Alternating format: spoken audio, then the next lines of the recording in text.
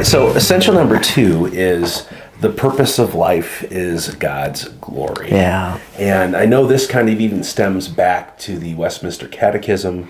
Does. You know, that the purpose of humanity is to glorify God and to enjoy Him for all eternity. Right. But what is the purpose of life as God's glory mean to you for us here at Bethel Church? That's a great question. And I think that when you can go back to the Westminster Catechism, when you look at this, it's like, what does it mean to enjoy God for His glory?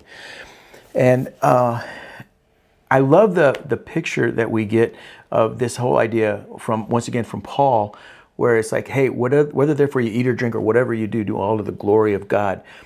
That whole idea for us is once again, it's talking about how does God's glory come into the most mundane aspects of life, which is even eating and drinking.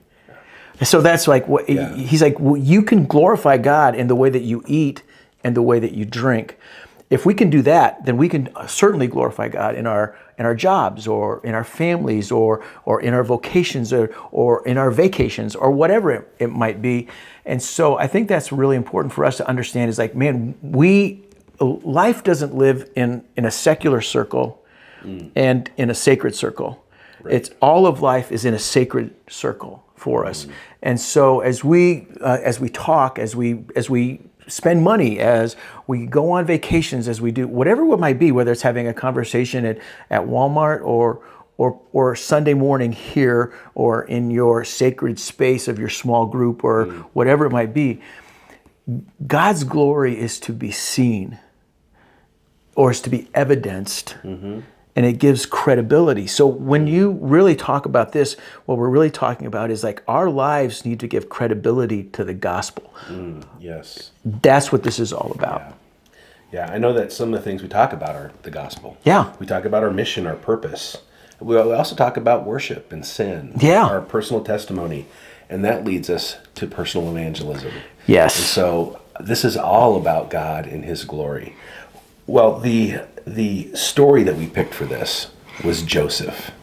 How does Joseph, and I know you love the story of Joseph. I do love the story of Joseph. How does Joseph just emulate the idea that the purpose of life is God's glory? Well, I think what Joseph realized early on in his life, and he didn't always exemplify it real well, because sometimes there might have been some arrogance or other things that were seen, but he realized that this life was about more than just him.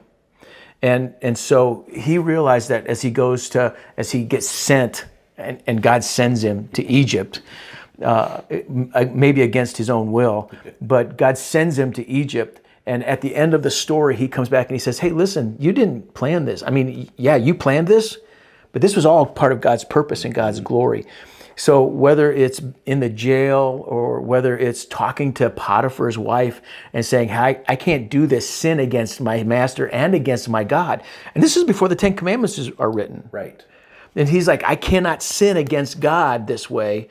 And she gets upset about that. He realizes that there's a greater purpose.